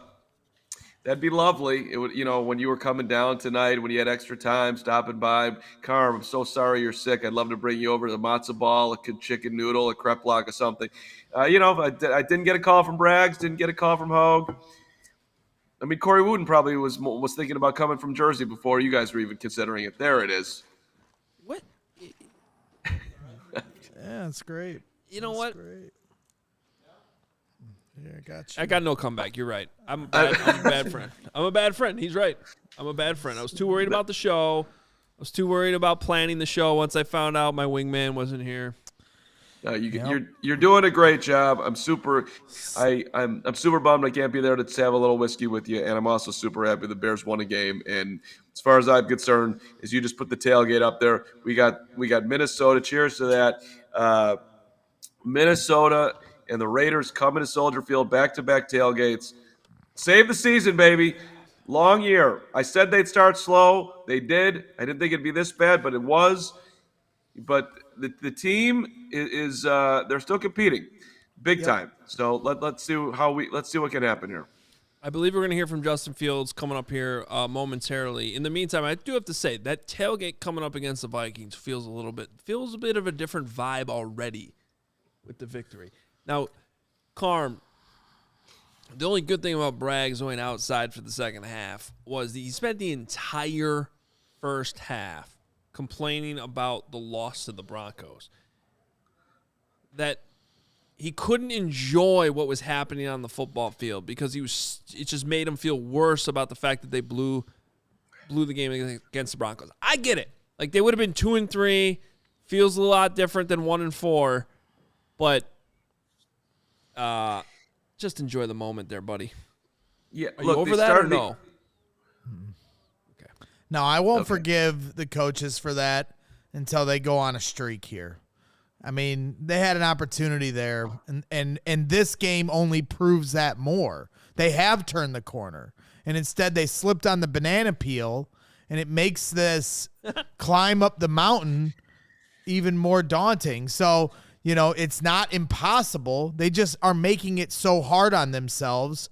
And all this railing against the coaching staff that we've done, to me, the more this team shows that they're capable of it, and it's not a talent, it shows that railing against the coaching was justified. And for as much as you want to give them credit, it's almost the opposite. It's what the hell were you doing for the first 4 weeks, first 3.5 weeks, whatever you want to say. And so it is hard. I will take the win and enjoy it and enjoy this weekend where the Bears have won a game on Sunday, enjoy the rest of the league. But at the same time, it's like, God dang it, guys. But eyes forward, Ray Beza. I got your back, man. We're here. I'm back. Let's get to Minnesota. Let's win another goddamn football game. Definitely need that timer. Yeah, it's just another fucking layer of shit I have to do over here. I don't know if it's going to happen. You're going to do it. If Lord knows that we never would have the rally cry. If they had only started 1-3, man, we would have had something. They just needed to win one of the first 4 to feel a lot better. Guys, I'm sorry, Carmen. I'm not there yet in like, so what? Let's not lose sight of what matters here. It's the quarterback, and it's the overall progress throughout this season. We all said that there was a range between 7 and 10 wins. So maybe they win 7 instead of 8 if they get this thing back on track. Does that really matter? Well, let's go there then. Let's go there. I mean, Brian Baldinger said here on our show, he comes on our show every week on Wednesdays. This week it was on Tuesday because of the short week. And we asked him the question, because the Bears currently have the number 1 pick with the Panthers pick. And we asked him, if the Bears have the number 1 pick, is there any threshold that Justin Fields can surpass that you would not draft Caleb Williams? This was a hot button conversation on Twitter yesterday, on Bears Twitter. Oh, my God. I swear to God, if someone brings up Caleb Williams' name, I'm going to lose my mind. But it is week 5. The draft is over 6 months away. If I get one more DM about who do you think the Bears are going to draft at number 1, they don't have the number 1 pick. We don't know if they're going to have the number 1 pick. And all that matters right now is what Justin Fields did tonight against Washington, which was a lot better. And it was better on Sunday. And now he's got 8 touchdowns in 4 days. Can we just focus on this season? So you won't even entertain the scenario because it's a no point. Get back to me in like a month. No, we're not talking about Caleb Williams. I literally want to jump through the screen and strangle you. No Caleb Williams talk. None. Especially the guy after a win. Well, I get it, but that's why it's leaning. The pendulum is swinging towards Fields. That's why I wanted to have this conversation, but you guys won't even have the hypothetical conversation. I didn't want to have it Sunday. What I'm trying to ask you guys is he on a trajectory that wipes away any consideration of that, even if they have the number He's 1 had pick? 2 good games after 3 bad games. Well, that's what we do here, guys. You predict. Yes, he is. Braggs, he is. His last 2 games are the trajectory that would get him there. The Bears are going to win a lot more football games if he keeps playing like this. If he keeps getting better, I will answer that question. His trajectory is exactly that. It will take them out of they won't have the pick. He's going to play better. And I give him a ton of credit too. This guy, his press conference this week was phenomenal. He came out and he played big again tonight. He played big on Sunday. He's been carrying a ton. He's dealt with I think he learned a lot from his little moment where he called out the coaches or whatever you want to call what he did, and then he apologized, and then he was super quiet, and now he's coming back out of it. Like, I think the guy's has just gone through a ton here, and it backs up what they said about him, that he has the backbone to be able to be a quarterback in this town, which is an awful tough spot to be in, especially when you had lost 14 damn games in a row, and he's come through it. All right, well, I believe we can hear from the quarterback and what he had to say after this game. I know a lot of people are talking about his press conference and just the general mood seemed to be a lot different. So here he is, QB1, Justin Fields.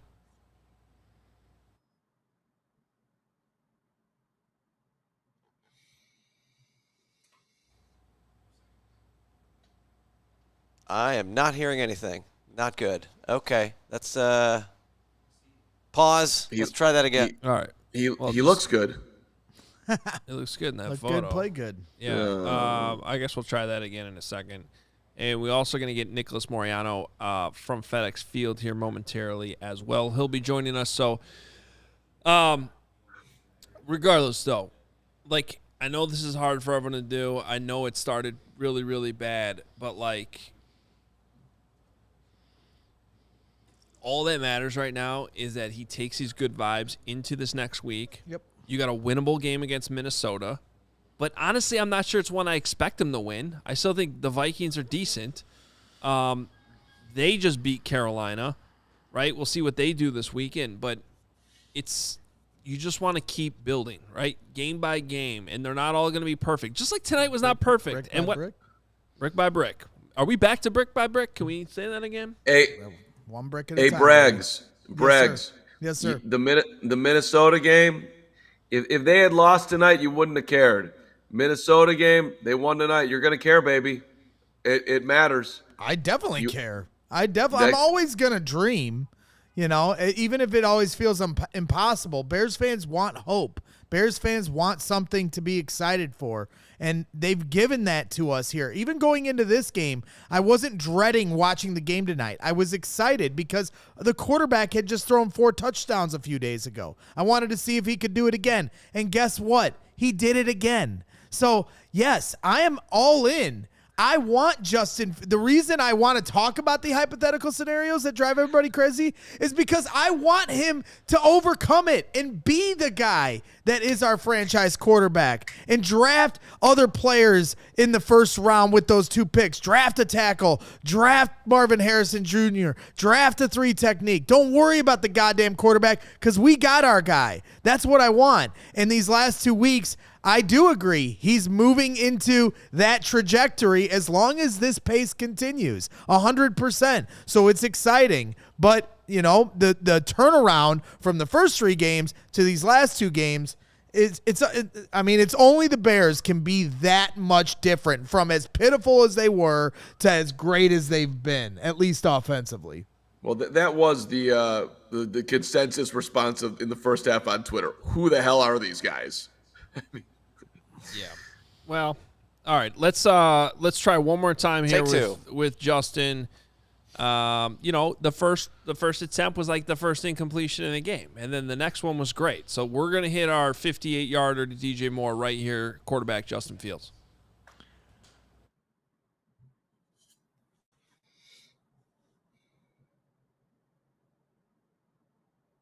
Or we're not. No, apparently not. Why don't we go to Nick then? We're going to talk. I can talk for 20 seconds. 20 seconds? That's easy. 20? Apparently it's 30 seconds away. What's 30 seconds away? You could not. Justin Fields is 30 seconds away, so that means I get to go on another 30-second rant. Is that what that means? No, you've never had a 30-second rant in your life. They're You've normally had like a 5-minute minute and a half. rant. Yeah. I felt good. There we go. Just a feeling, that we all had after the game. It's a feeling that you just never wanted to end. So, just proud of the way, all the guys came out and played tonight. And, O-line did their thing versus the dominant D-line. They showed out. Really just everybody. Running backs did their thing. Receivers, of course, did their thing too. So just proud of everybody. Justin, there was a lot of tension in the second half when they were making their comeback. How did it feel to you to see DJ running away with the ball at the end and knowing that was going to be it? Yeah, sign of relief for sure. I think we just had to reset. Of course, the drive where we had a false start, everybody was kind of jumping around a little bit, but it just went over to the guys and just said, calm down. We're in a great position. Defense going to go out there and do their thing. And they did. Got a stop. And, of course, when DJ made that catch and run, it was pretty much game over by then. So, heck of a play, great catch, great protection up front, and executed it well. Do you think he stepped out on the other play? I couldn't see it, but I think they should have just let it play out, and then of course review it and then overturn it. But they usually do that. I'm surprised they didn't. But I'm gonna go with him and say that he didn't step out, even though I couldn't see it at all. But he didn't think he stepped out. But he had the majority of your yardage today, and he should. I mean, you're throwing to him all the time. He's there for that reason. What does that change about your game to have the best receiver that you've played with during your career? Yeah, I mean, it makes my job easier. They left him one-on-one more times than I thought they would tonight. So, when you always have him one-on-one, he's going to win 95% of the time. So, just thankful for him, to be honest. He makes my job way easier. So, he showed up tonight. 8 catches for 230. Like, that's a crazy stat right there. So, he definitely did his thing tonight for sure. The first third down that gets him for 58, can you just walk us through that play there? Yeah, I mean, that was just a pure progression left to right. Got one high on that, and he was just one-on-one, like I said again. So one-on-one, he double move at the top, got the corner off of him, and then he was just wide open. So, great protection because, you definitely need time on that play for that, route to develop. Great protection up front. And, of course, he routed up the corner at the top. So, made my job easier. Buddy was wide open, so, yeah. As far as throwing to DJ, have you gotten more, I don't want to say forced it to him, but have you gotten more aggressive throwing to him than you were in the first couple games? Not really. I think my biggest thing to Luke is anytime we can give him the ball, he's give him the ball because one, he's a great receiver. We all know that. But, two, just with the football in his hands, he's able to make guys miss, like you saw on that. He had like a 10-yard stop route or whatever. Caught it, made the corner miss, broke the tackle. So anytime you can give him the ball, it's always going to, be good for us, for sure. It's a 10-point game in the fourth quarter, and you have that drive that you lead them down. Like, how important is that for you to be able to put a team away on the road and get that? Yeah, it's really important. I was just, preaching to the O-line before the drive started, like, touchdown seals the deal right here. So, glad we were able to go out there and do it. Like I said, they protected their butts off all night against a great defensive line. Proud of those guys for the work they put in. Really just proud of everybody. Proud of everybody blocking the outside noise out and really just working. So, really a tribute to everyone in the building for doing that. Blasting game had more carries tonight than he'd ever had in his career combined, something like that. What's to say that he was able to step up when you guys ran out of running back? Yeah, he's a ball player. You can put him anywhere and he's gonna, know what to do. He's just a football player. Put him at tight end, receiver, running back, fullback, and he's gonna get the job done. So proud of him for stepping in, doing his job, and really just carrying the run game late in the game. Back and try, and on the one play, just shake his head and go off. Is that hard to watch? I asked him on the sideline how he felt. He said he felt good enough, but he came in, and then of course I didn't see him after that. But I'm just thinking he's getting a break. But I kind of got it after he didn't come back in. But it just shows you what kind of person he is, how much he loves this game, how much he loves the team. So just the amount of effort and try that he was even able to come back on the field and just try to play with his brothers out there. That's we see that as a team, so that makes us want to play harder for him. And I should have just made a better throw so he wouldn't have got hurt, to be honest. But proud of him regardless. So yeah. You tried lowering your shoulder. All right, what I had trouble hearing that at the end. Did he say that? Was he talking? He owned it, man. Yeah, he owned it. So this is what I want to get at because I'm getting DMs already, guys.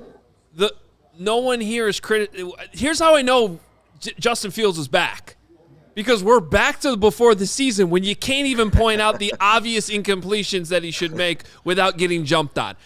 We're back, baby. I can tell. I'm getting DMs right now. Why are you being so hard on Justin Fields? He just said it himself. The same thing. No one here is killing him for a bad game. He had a great game. Everybody's happy here. We're still going to point out the misses from time to time, and he's doing it himself. That's how I know he's back, though, baby, because we have come. Woo, that happened quick. Sunday pregame, you couldn't say a single nice thing about the guy. Now everybody is back. All right. I had to go out there and beg Bears fans not to boo because this is what we got every time we ever said something. It wasn't great today at training camp. You suck, Carman. You don't know what you're talking about. He was amazing. Okay, all right. I'll stop talking about it because the fan base is way too sensitive. But since the stand with Fields, 8 touchdowns, 750 yards. That's right, passing. baby. If anybody wants to send me a Christmas card over here, Hanukkah too, for basically saving the franchise and the quarterback, we can have a debate over who gets the most credit, I guess. I don't think we can.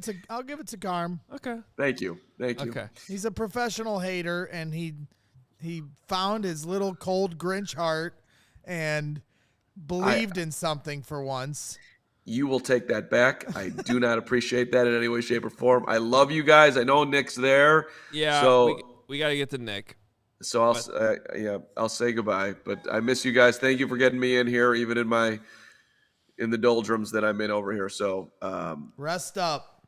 Bears win, baby. Looking forward to talking to Cole tomorrow. I'm assuming that we'll have to figure that part out. But at any rate, it's awesome. We're back in, baby. So Bears fans, sleep well tonight.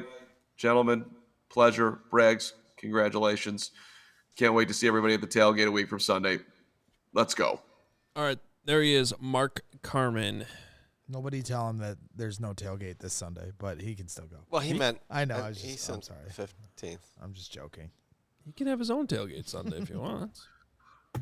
In the meantime, Sunnyside is your home for judgment-free cannabis shopping, a place where all kinds of visitors are welcome to explore, discover, and purchase a wide array of high-quality products. Sunnyside is everything you need to elevate your football season, no matter where you are in your cannabis journey. Easy online ordering and in-store pickup. That's what Sunnyside has for you. A great, transparent loyalty program as well called Sunnyside Rewards. They are Illinois' favorite dispensary, and their house of brands includes Mindy's, Good News, Cresco, High Supply, Floracal, Wonder, and Remedy. Through October 15th, you can head to sunnyside.shop, use code CHGO25 at checkout for 25% off your total order, one use per customer. Not stackable with other promotions. That's not only for new customers, though. Anyone can use our code, pick up everything you need to elevate your football season. Must be 21 plus or an Illinois Med Card holder. Do we have Nick? We understand his connection there at FedEx Field is a little spotty. Oh my God, yeah, that's ridiculous. I literally just texted that his shot looks crisp, and then he's just sitting here, and it's like it is going in and out. But we'll try this. Okay. So let's see here. Nick, you got us? Nickety Nick. Hold on one second. Let me hit the thing here. Okay, go for it, Nick. Nick, you got us? What's up, you guys? I can hear you. Can you hear me? Yeah. Loud and clear. It's a little delayed, so I'm just going to listen to what you guys say and make this work. It's weird. The shot looks beautiful. No, it's all good. We could deal with the delay. Tell us what we missed right off the bat from the locker room. I'm assuming it was a much different vibe tonight. Yeah, even before we got into the locker room, you guys, Cole Kmet, our guy, he just gave the biggest and most ferocious hug I've ever seen anybody give a hug to. It was one of the Bears personnel people embraced him. And I'm like, man, if that was me, he probably would have broken half the bones in my body. But you could just feel the excitement from a guy like Cole Kmet, and then just trickled down to guys like Jaquan Brisker, who was sitting next to Eddie Jackson, just saying, man, we needed that. We needed that. And you could just feel the energy that, look, the last time I was in a winning locker room was in New England a long, long time ago. It had very similar vibes to that. And there was also just, I think, a sense of relief when it got into the second half and, the Bears offense kind of stalled a little bit. Washington was kind of coming back, but they were able to close it out and eventually win it. But winning vibes, you guys. Winning vibes for sure. Well, I mean, to me, one of the big storylines outside of Justin Fields and DJ Moore is the adjustments that they continue to make. What did you think of the 4th and shorts, 3rd and shorts, where they did the tush push instead of trying to get too creative?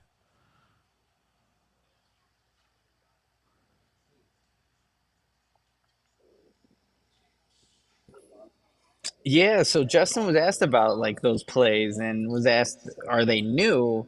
And he said, no, it's nothing that's new, but they've had it for a while, but they were just able to really execute it tonight. And, credit to the Bears for winning on 1st and 2nd down, to setting up in a position to be in those 3rd and shorts where you can, execute that type of play where, obviously we see the Eagles run it. They run it very effectively, but so do the Bears. And when you have a big quarterback like Justin Fields, there's no need to go cute with like getting your tight end involved. Just do that type of play, and they were able to execute it this time. So it's something that they've always had, but they were able to really just the P's and Q's, you guys really executed in tonight's win over the Commanders.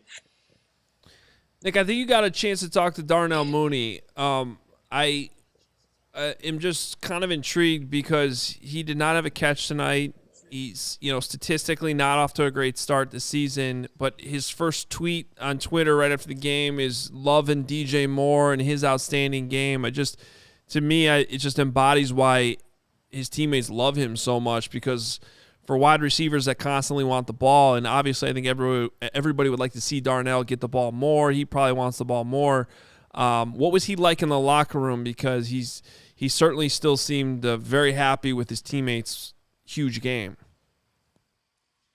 Yeah, I mean, look, it was Darnell Mooney who was happy, Jaquan Brisker, TJ Edwards, Justin Fields, like everybody feels this excitement for DJ Moore. Matt Eberflus, praised him so many times when he was at the podium. For DJ, who was right next to Darnell Mooney when we were talking to him, he just smiled and looked over at DJ like, you helped us get this victory. You can kind of just sense that as he was looking at him, and even though he didn't have those catches for Darnell Mooney. But I think he's just grateful that, he does have somebody else that could, pick up the slack if they need to. But it feels better, I think, for Darnell when even though he didn't end with any catches, that they finally got a victory. So I think it's DJ Moore. I think is one of the most well-respected, well-liked guys in this locker room, because regardless of who you talk to, from everybody on the team to the personnel people, the coaches, they only have good things to say about DJ Moore. So it's definitely something that's very common throughout that Bears locker room. Moving to the defensive side of the ball, I mean, somebody that really stood out to me is Terrell Smith. What did you think of his performance tonight? Did the coach have anything to say about him? Yeah, I mean, he made obviously a really big play with that fumble, forced fumble, and the fumble recovery. But Matt Eberflus, praised him and Greg Stroman for stepping in and making big plays when they needed to. Jaquan Brisker also had really nice things to say about both those guys, and just being able to step in when the secondary really needed it, right? They were down some guys, and obviously in a game like this, you need everybody to contribute when their number is called upon. And that happened for Terrell Smith and also Greg Stroman and key plays throughout the game, you guys. But I think it was Jaquan Brisker who was saying about Greg Stroman, he's like, he should be in the front running for NFC Player of the Week for how he's been playing. And he even said last game too, but this should be he should be in consideration. He really likes his play, and I agree with him. I mean, there's a lot of good things that you're seeing from some of these guys that you're not expecting, but when you're a Bears team that's desperate for a win, everybody needs to really do their part to get that victory. I'm going to go out on a limb and say no one goes over 230 receiving yards this weekend. Maybe someone will prove me wrong. If they do, I hope they're also on my fantasy team like DJ Morris.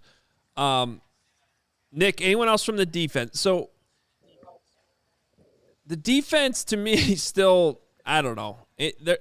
I know they ended up with 3 D-line sacks by the end of the night. Those all came late in basically garbage time where they knew they could tee off. It's good they finally brought those guys down, but there were still way too many missed tackles, way too many missed sacks. I guess only giving up 20 points is a victory. It's been a while since they've done that. But where do you feel like what was the vibe that they gave off? I know you talked to TJ Edwards in the locker room, guys like that. I'm sure they're happy about the win, but did they really feel? Did they seem like this was like a breakout performance for the defense? I don't know if they felt like it was a breakout performance, Adam, but I would definitely say they were obviously happy with the result. And I asked TJ, he was mentioning in his press conference, or when we spoke to him in the locker room, that they were able to finish well. And I asked him, well, was there something done after the Denver Broncos game? Did you guys talk about anything differently so that you could finish? And he just said that the group knew they had to make more plays in the second half, obviously being a short week, but also they wanted to jump on, the Commanders early so that they can put themselves in a position to have a lead and to also, put them in a position to ultimately win the game. But I don't know if they thought it was a breakout, but they were definitely excited for the victory. Like Jaquan Brisker was very vibrant. You can definitely hear him in the locker room.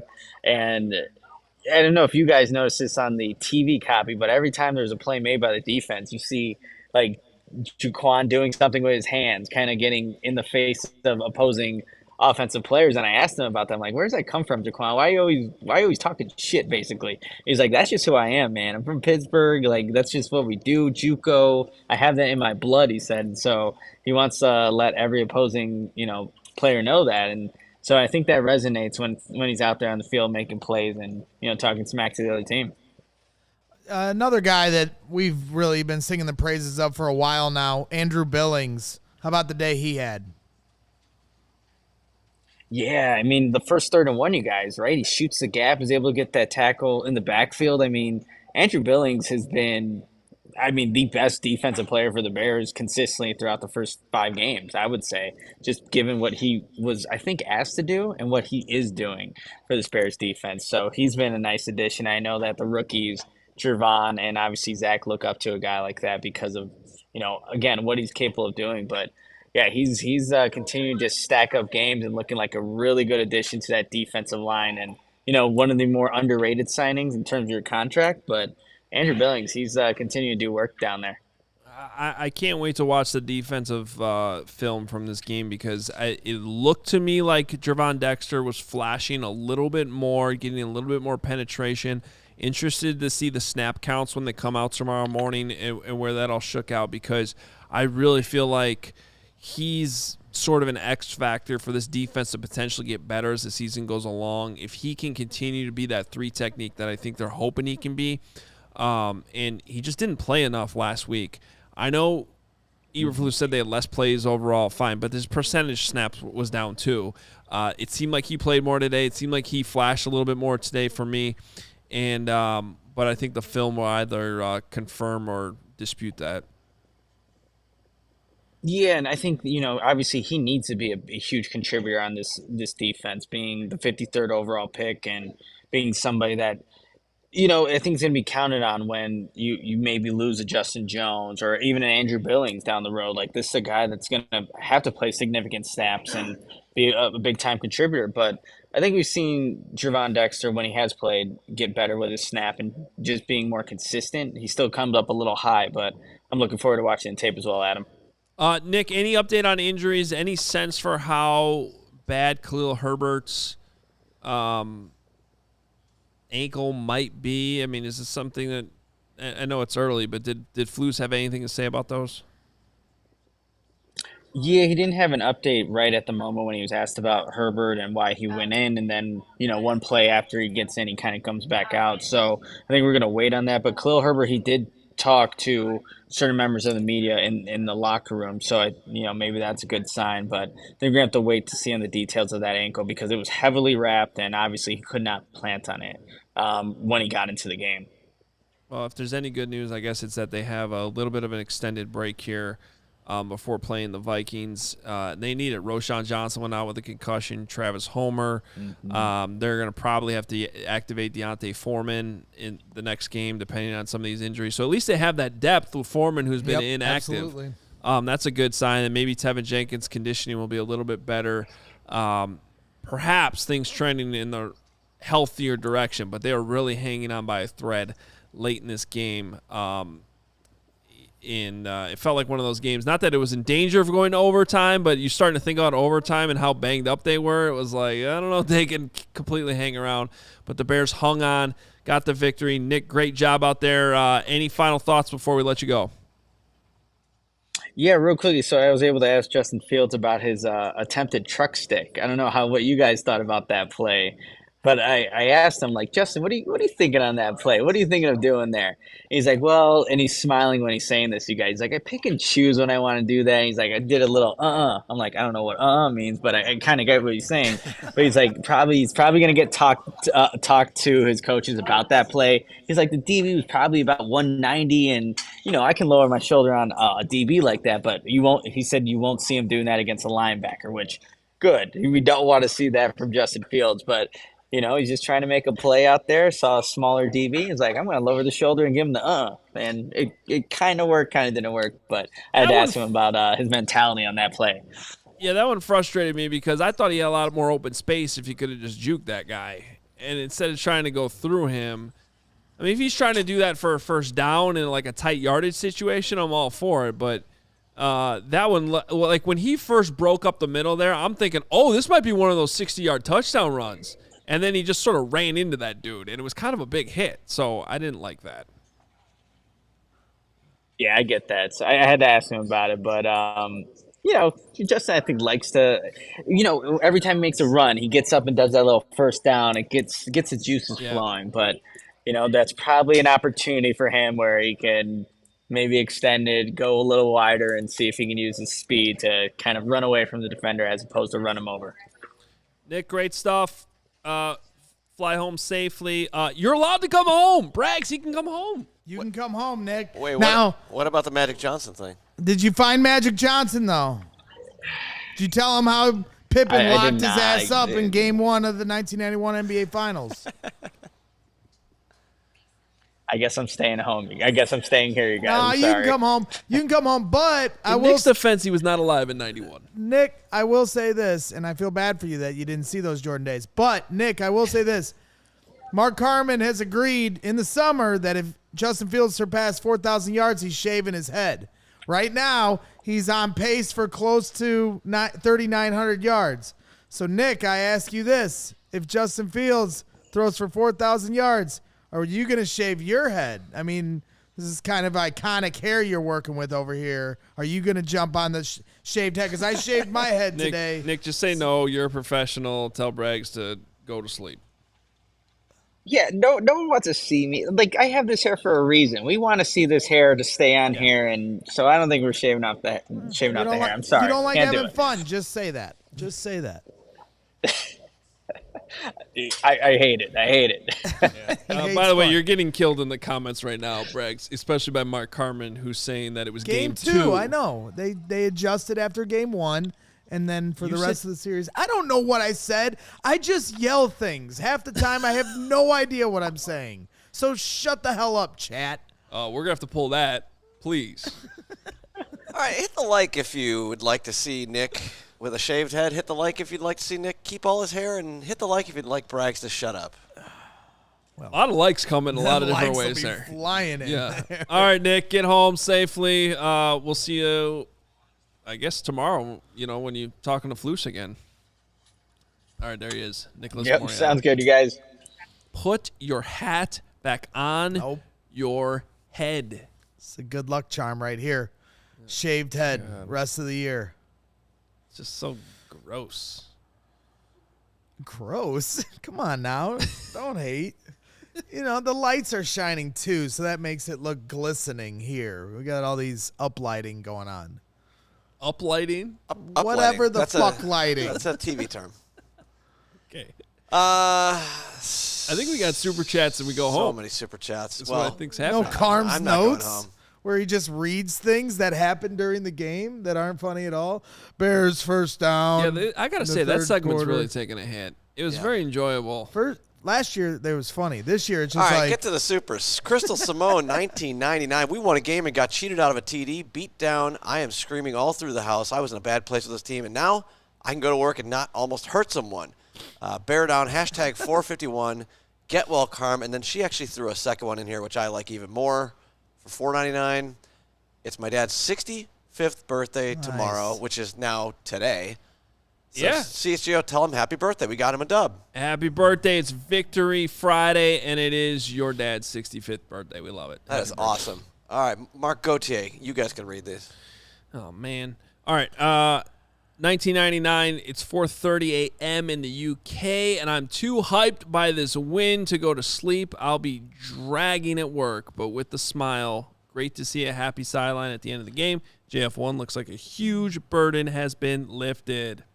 By the way, it's probably 6 a.m. now. I think that was about an hour and a half ago. I was going to say, hopefully you're, I don't know, if you took a nap and got, you know, on the tube to go to work. Ah, the tube. There you go. Pound sterling. I love the tube. See, I know about the tube. I don't know about the pound sterling. But he's from Easingwold. I don't know if they have the tube right Telly? Yeah.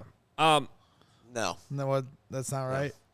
All right, my bad. Just thank God they win these primetime games for the fans in Europe who stay up all night just to watch them lose. That's got to be the worst. Much better to have a win. Solid angle, $20. No one beats the Bears 15 times in a row. Bear down. That's right, damn it. Brawl sack? Indeed. Okay. Brawl sack, $20. 1 + 2 = 18. 24. Thank you, refs. Yeah. There were a couple opportunities for even more DJ Moore points in this game. Big Cram, 1999. Call me crazy, but there was a feeling. This team was fighting hard, not only for a win, but for their coaches. But I don't care. This is what winning feels like. I was looking at our schedule, and I don't see a loss. 12-15 season. 12-5. 12-5. Gotcha. That would mean they lose another game, though. They're 1-4 right now. He's sneaking one in there. That's all right. He's being fair, balanced. Speaking of fair and balanced, Pat F for $1.99 says Braggs looks like Getsy. But Bobby G 4610 for $19.99 says Braggs looks like Curly from the Three Stooges. Braggs looks like Braggs. Urlacher.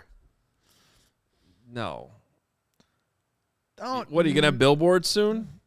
On the highway? He went hair. I'm going no hair. Going to the hairport. Hair locker.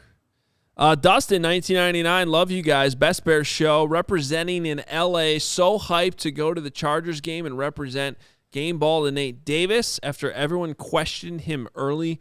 Besides Payne smoking him on one play, he had a great game. I agree with you. Yeah, there was one play where I saw Nate Davis give up the pressure, but otherwise I think he had a good game. I thought the whole O-line did. Yeah. Gonna get beat sometimes. Darnell got beat once, but he also trucked another guy. Darnell, oh my God, he was a train on that one play. Yeah. That was awesome. I love watching Darnell Wright. I love watching Tevin They Jenkins. got a guy in Darnell Wright. Line's getting better. Nick Haney, 1999. Hoge, you're not wrong at all, but any progress is substantial progress at this point. This is the worst team in the league. Any win, big or small, is huge at the end of the day.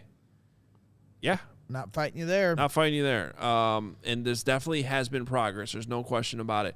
William Lopez, 1999. The great part about this is that Justin had a great game as a quarterback. Last year, all his great games came as an athlete. Let's not overlook these stepping stones. He may be on the verge of turning the page. I agree. I made that same observation on Twitter, saying the last year's adjustments had a lot to do with him doing it all on the ground. This year, everything, all these improvements these last 2 weeks have been behind the line of scrimmage, throwing the football. Bob Grimm here. Is that White Sox legend, Bob Grimm? 1999. I'm super happy for Justin, for JF1. He's been a great worker and a great teammate. Really still hoping it works out for him here. DJ Moore is a beast, by the way. Yeah, look, everybody's rooting for Justin Fields. If you look at our reactions, our initial reactions that are up on allchgo.com, I mean, that's literally what my initial reaction to the game was. Good for Justin Fields. Seriously. Yep. Everybody wants to see this guy succeed. He's a great teammate. He works hard. He's talented as all hell. Everybody wants him to do well, and it is good to see that. Bobby G 4610, $20. To your guys' point, what bothers me the most is why did it take so long to call an offensive game like today and last Sunday? WTF. Even if the Bears turn this around and have a decent season the rest of the year, can you imagine, like, we're going in the offseason? What are we going to talk about all offseason? Like, as we're trying to preview next year, we're going to talk about how the last 2 years they have gotten off to such a slow start offensively. Yep. And not played to Justin's strengths early on in the season. And how long it took to adjust to what they needed to do. So, great. Now, I will say this going forward the next few weeks, unlike last year where they had the nice game against the Patriots in primetime, then they had to go play the Cowboys and Dolphins in back-to-back weeks. Now they get winnable games in back-to-back weeks.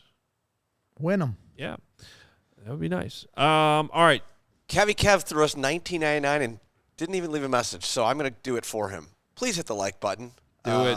Come on now. Do it. I want to see more than that like. I want to see more than 1,200 past likes. Midnight, having fun here in the Winners Lounge. Yep. Cole Kmet coming tomorrow afternoon at noon. We do need to wrap this up, or Adam Johnson's going to murder me, and there's going to be no more shows the rest of the life.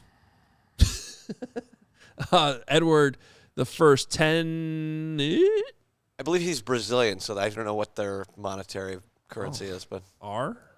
Okay. Yeah. This game was exactly what every Bears fan thought the Packers' opening game would be. I don't know if I thought they were going to beat the Packers by 20, but I agree with what you're saying that offensively, I think we all thought we'd see more of, What the hell was that? balls downfield and deep passes to DJ Moore. All right. Josh, $10. Yo, I love y'all. Bear the F down for butt kiss. Thought Braggs was finally going to cash in on his blasting game bet. Ha, we needed this. Great fight. I wasn't even thinking about that in the fourth quarter. I was dying as soon as he became the featured back. I was like, it's gonna happen. It's finally gonna happen, and we fell short. Oh, everything all right? Okay. I was worried. We heard a noise outside, and it's Franklin O'Neill, $10. Fans and media, please stop. You did this to Nagy, pushing hardly any preseason. All the injuries, give time to build it up. Insanity is doing the same thing over and over. Let's see what they can do. Okay. Dana, $10. Preach, Braggs. You got to put together the hype video for the Bears' future playoff wildcard game. Wow. One step at a time, Yep. brick by brick. Okay. How about they win an NFC North game? Let's just one step at a time. I'm excited for, the next game. It's been a rough start. Let's just take it slowly. I'm excited. Eugene Gaines here, $4.99. Polls need to show he believes in this team. Go get some defensive help right now. Don't care what we have to give up. Anything but Carolina's pick. Counterpoint. Don't give up another second-round pick for a bad player. Just saying, be careful. Keep the big picture in mind. It is frustrating trying to watch this defensive line get home, though. Wait, speaking of the that trade, I loved this chat earlier. I had to save it. Wait till next year says I'm gonna call him Claymore because he blows up locker rooms. Zing, got him. I enjoyed that. Okay. Nick sells ATL. Justin Fields tied for first with 11 touchdown passes. That's actually true. He and Kirk Cousins. People getting so mad. Oh, the rest of the league hasn't played a game. Yeah, all right, shut up. We're enjoying our night. Well, I guarantee he leads the league in having the most touchdowns in the last 4 days. Yep. With 8. Venixis, $10. You guys reminded me to place a bet just before the game. Won $150. So sending y'all my original bet.